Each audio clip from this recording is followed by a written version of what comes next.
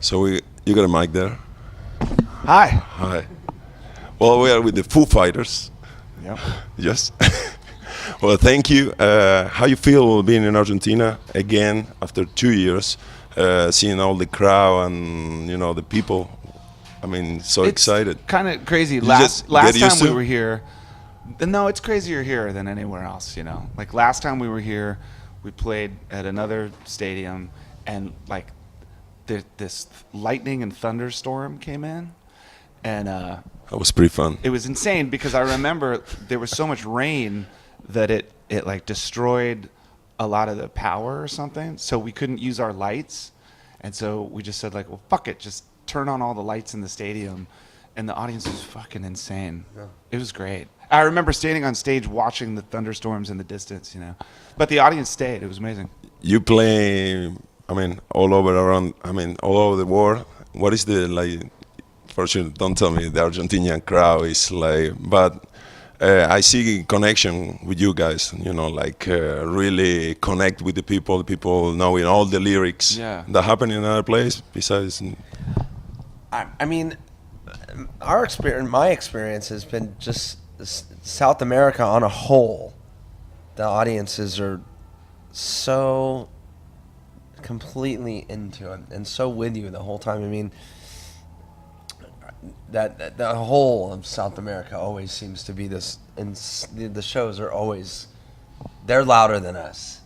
I mean, we were in Chile and the crowd was singing louder than we were, and in Argentina, like Dave told you about the story about the rain, and everybody stayed, and their zest for like life and their zest to enjoy like this show, and it's not like playing a show in LA. No. There's some countries where, especially At all. yeah, where rock music is, people are really passionate about rock music, and I don't know why, but it seems like down here, maybe more than anywhere, people get so fucking into it, Feel like you travel back in time sometimes, like maybe in the. I don't know. I mean, I always hear stories about like, yeah, I mean, like in the the 90s, biggest- I was like really young. I mean, it seems like it hasn't really changed here. Like it seems like it's really changed around the rest of the world. Like there was a time where rock was really big in, I don't know, what's a good example, Australia or something like that. And now maybe not so much, but here it seems like it hasn't really ever gone away. I don't know why. Every time you guys come out with a new album, you're surprised, like, with Sonic Highways doing now episodes and, shooting movie.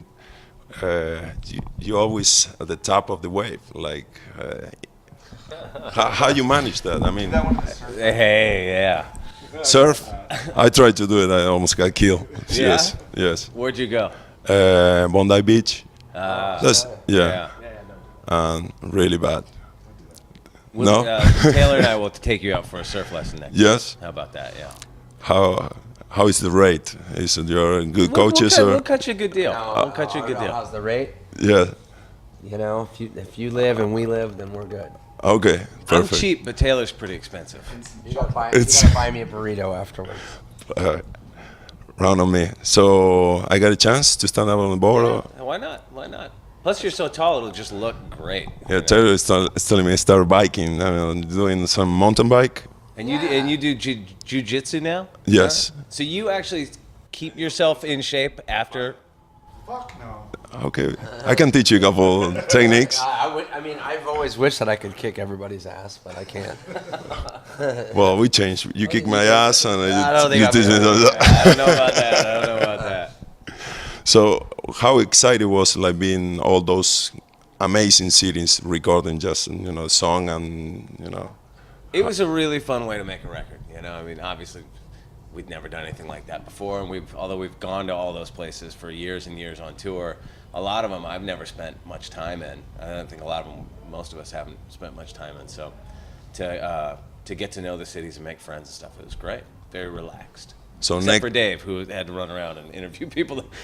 I don't think his experience was very relaxed, but it was very relaxed for the rest of us. It was exciting. It was an exciting way to make a record too, just because usually you go to one place and you load into a studio and you stay there for a month or something, and it turns into maybe not a routine, but going around the country and only having, one night to write the lyrics and, It's crazy. loading into some places that weren't even studios. A place in New Orleans, that's not a studio. That's like a 200-year-old room. So you got to move all in. And Yeah, we just we fill it had out. to move we had my to build a God. studio in some of these places. We bring in the tape machine and we bring in all of our equipment and When we say make a studio. we didn't build the studio. Yeah, not us. Well, that's a good thing. Yeah. But so it was awesome. Sometimes I say I won that tournament. I really play like 5 minutes, so that's the same thing, kind of, right? Yeah, Exactly. it was great. Play basketball? Any of the, no? I think Dave Sports? does. The one Foo Fighter that's not here, I think. Well, plays Dave a little had basketball. a court at his house back in Virginia when we were young men, and you guys used to play. I didn't play that much, but you played a lot. My son plays a lot now. Wait, doesn't Gus Brandt, our fearless tour manager, play a little basketball? Do you really? Oh, there you go. Oh yeah. Little b-ball. Forward, okay. Let's have a little one-on-one game. We got a soccer ball. I'll be Oh. a basketball. There you go. Let's do it. Yeah. How many files I can use? What we expect for the next record? You gonna record in each country one song or something like that? I don't know. I mean, at this point, but last record we did in my garage, and then this record we did all over the country.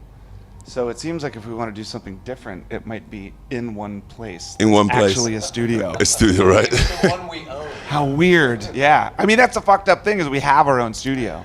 I always wonder. We keep adding on to it, and, Yeah. and yet we don't like to record. For other people.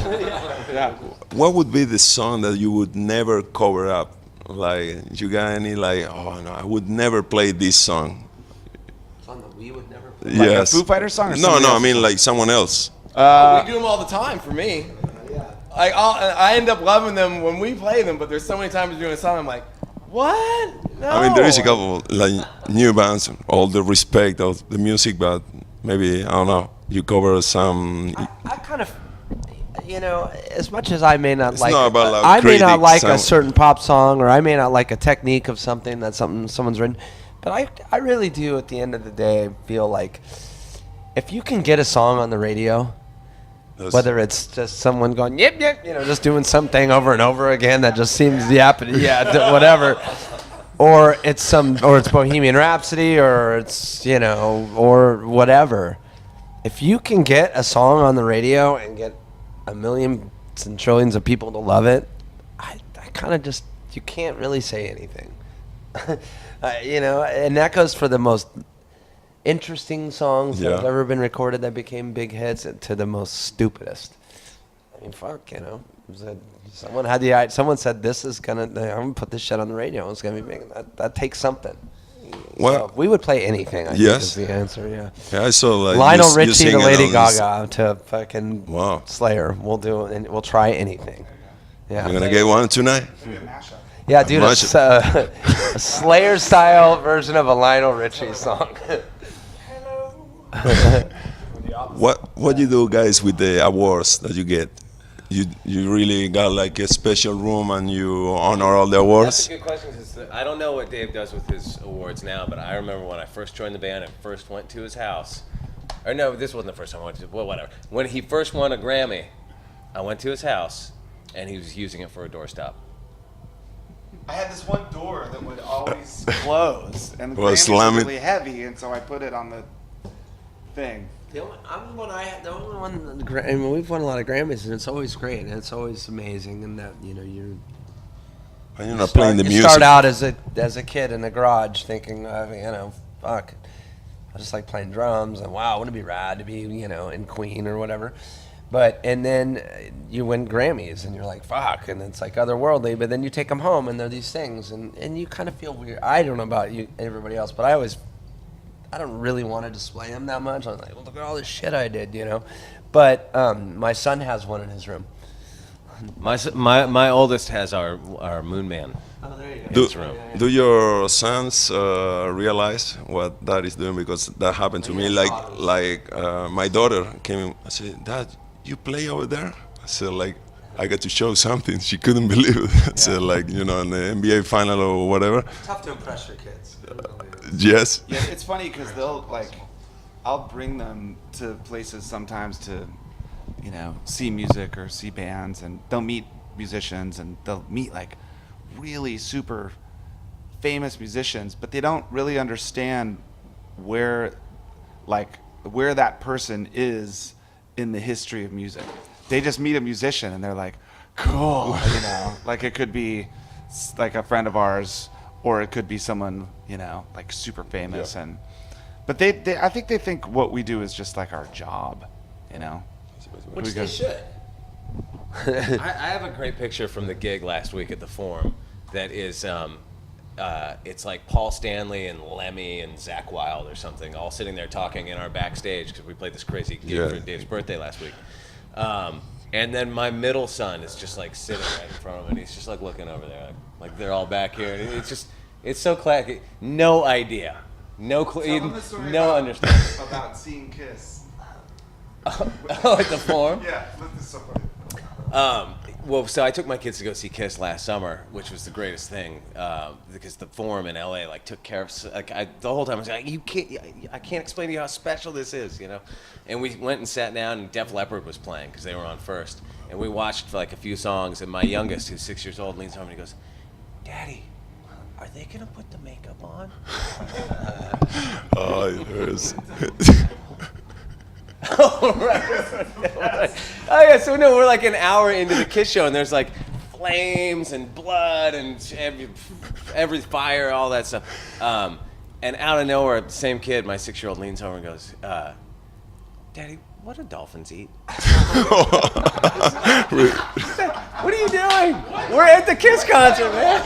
Yeah, what are you thinking about? Right now. Okay. So, in answer to that question, I don't know what our kids think we do. I Yeah. don't know what they think normal is. Well, they grow up, they My realize kid's really into sports, and so he doesn't really like. He won't even let me listen. He's like, a rebel. He's a rebel. Yeah, yeah, he really is. And like, I can't watch like, you know, rock television shows in the main TV room without Oh him my hassling me. We just have to watch like football or something all the time. Wow. know. Okay, guys. I know you got a gig tonight. Thank you. Thank you.